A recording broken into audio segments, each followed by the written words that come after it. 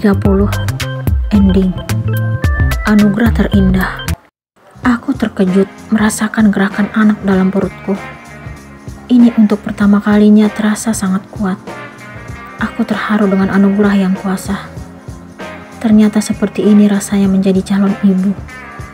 Tanpa diminta, air mataku jatuh membasahi pipi. Jika mengingat perjalanan hidupku sejak mengenal yang namanya cinta, aku tidak menyangka akhirnya berada di titik ini sekarang. Aku mengandung anak dari laki-laki yang perkenalan kami sangat singkat hingga berhasil duduk di pelaminan. Anugerah datang bertubi-tubi menghampiriku. Mulai dari memiliki keluarga baru yang menerima kehadiranku dengan ikhlas. Terus, sebelum mengandung, keponakan Raka menganggapku sebagai mamanya. Di samping itu, papa dan mama mertua sangat menyayangiku. Aku juga sangat bersyukur karena wanita yang dulu mengharapkan cinta Mas Raka, kini tidak mengusik kehidupan rumah tangga kami lagi. Ia telah menemukan kehidupan barunya bersama Bimo, laki-laki yang pernah menaruh hati kepadaku. Sayang, kenapa nangis? Wajah Mas Raka tampak makin panik. Aku pun meraih tangannya, lalu mendekatkan ke perutku. Gerakan anak Mas kuat banget nih. Iya sayang, Mas Raka terlihat bahagia.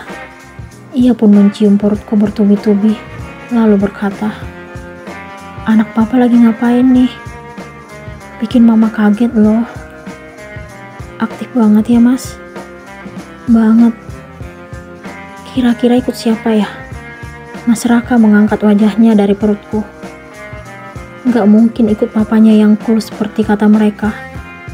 Kalau menurut saya sih gak cool. Aku mengusap pipinya. Kan kamu pawangnya.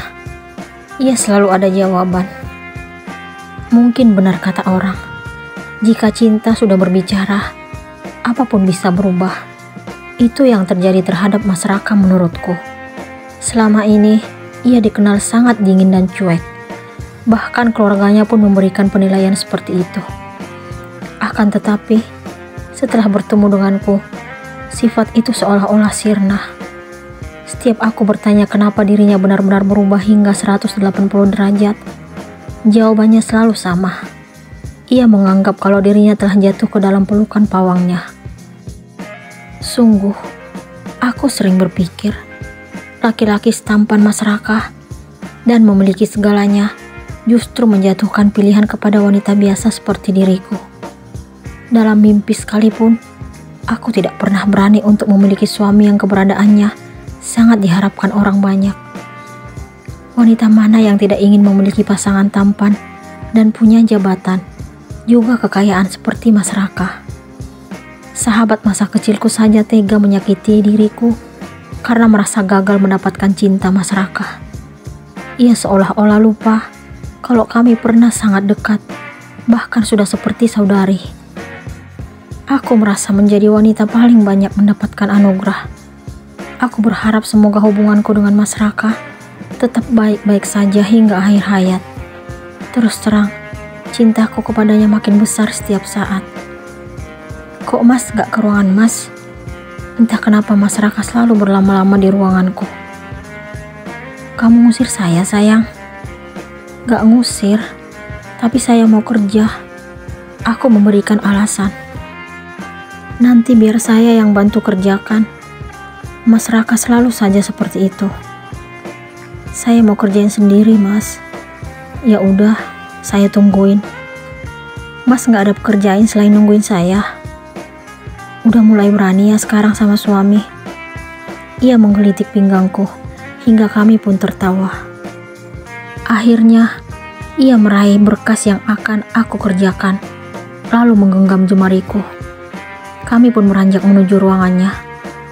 Ia tidak pernah merasa sungkan menggandengku di depan karyawan dan karyawati di kantor. Justru aku yang kadang merasa risih. Akan tetapi, aku tidak mampu melarangnya agar bersikap biasa saja saat di kantor, layaknya seorang bos terhadap sekretarisnya. Ia selalu berkata kalau dirinya sangat bangga menunjukkan keromantisan di depan para pekerjanya. Waktu yang aku tunggu-tunggu akhirnya datang juga. Hari ini aku melahirkan anak pertamaku yang berjenis kelamin laki-laki. Aku dan Mas Raka menamainya Arkana Dirgantara, yang artinya berhati terang. Semoga kelak ia mampu menjadi panutan untuk orang banyak. Keluarga, kerabat, sahabat, juga rekan kerja turut menyambut anak pertamaku bersama Mas Raka. Mereka secara bergantian datang berkunjung untuk mengucapkan selamat, tidak terkecuali dengan Mas Arga dan Santi beserta anak mereka. Tidak ada lagi perselisihan di antara kami, karena aku dan Mas Arga sudah ikhlas dengan kehidupan kami masing-masing. Walaupun anak pertamanya bukan darah dagingnya, ia tetap bertahan mendampingi Santi yang kini ia cintai. Tania dan Al juga hadir. Mereka adalah pengantin baru. Pernikahan mereka berlangsung baru seminggu yang lalu. Aku dan Mas Raka turut memenuhi undangan pasangan itu. Aku sangat bangga melihat kekuatan cinta mereka hingga berakhir di pelaminan. Mereka menjalin hubungan sejak awal masuk kuliah.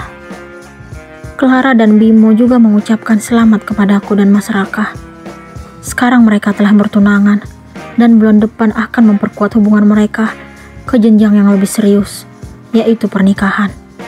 Aku sangat bersyukur karena Clara berhasil membuka hatinya untuk laki-laki lain. Anak kita tampan ya sayang. Mas Raka memandangi wajah anak kami yang kini di pangkuannya. Kan papanya juga tampan. Apa sayang? Coba ulangi sekali lagi. Ini untuk pertama kalinya kamu memuji ketampanan suamimu. Ternyata aku tidak menyadari apa yang kukatakan tentang Mas Raka tadi. Aku tidak mampu mengelak lagi. Iya, anak kita tampan seperti Mas. Terima kasih karena kamu telah melahirkan anak yang tampan untuk saya. Ia pun mengecup keningku. Ia seolah-olah tidak peduli dengan anggota keluarga yang masih berada di ruanganku. Kulkas 2 pintu benar-benar udah berubah ya. Anissa selalu saja menggoda kakaknya. Anak kecil diam aja. Mas Raka memberikan balasan. Aku tersenyum melihat keakraban mereka. Nanti Nay mau gendong Dede Arka ya wah. Naila turut membuka suara sambil melihat ke arahku. Tunggu dedeknya bisa duduk ya. Mama mertua yang memberikan balasan. Oke Oma. Naila menuruti apa yang mama mertua ucapkan. Ayah dan bunda sangat serius berbincang dengan papa mertua, Om Wawan dan Tante Widi. Sementara Novi terlihat sangat akrab dengan Anissa. Aku sangat terharu melihat pemandangan seperti ini. Aku merasa menjadi wanita paling beruntung. Kak Alexa dan Mas Dani beserta anak mereka sudah pulang sejak tadi. Kakak iparku itu mengaku sedang mengadakan arisan alumni SMA di rumahnya. Aku jadi ingat kalau adik dari salah satu teman Kak Alexa pernah menaruh hati kepada Mas Raka. Aku bahkan sudah pernah bertemu dengannya. Kenapa senyum-senyum sendiri? Ternyata Mas Raka menyadari diriku yang tersenyum sendiri. Kenapa? Pasti kamu merasa kalau dia bukan saingan yang pantas. Apaan sih Mas? Saya nggak mikir seperti itu. Terus, kenapa senyum? Nggak apa-apa. Udah ah, sini, saya mau pangku Arka. Mas Raka pun memindahkan anak kami ke pangkuanku. Bahagia yang kurasakan kini sungguh tidak terkira. Aku memiliki orang tua dan mertua yang sangat baik, saudari kandung dan ipar yang perhatian, suami yang mencintaiku dengan tulus, dan kini dianugerahkan buah hati yang tampan dan sehat. Pengalaman hidup mengajarkanku tentang arti sebuah kesabaran dan keikhlasan. Aku berusaha menerima kenyataan karena tidak dapat bersatu dengan laki-laki yang telah lama menjalin hubungan sebagai sepasang kekasih denganku. Akhirnya, aku dipertemukan dengan pasangan hidup yang meratukan diriku. Aku tidak pernah menyesali apa yang terjadi di masa lalu, karena kejadian itu memberiku pelajaran berharga. Aku telah menemukan kebahagiaan bersama pasangan hidupku. Aku sangat mencintai suamiku dan buah cinta kami.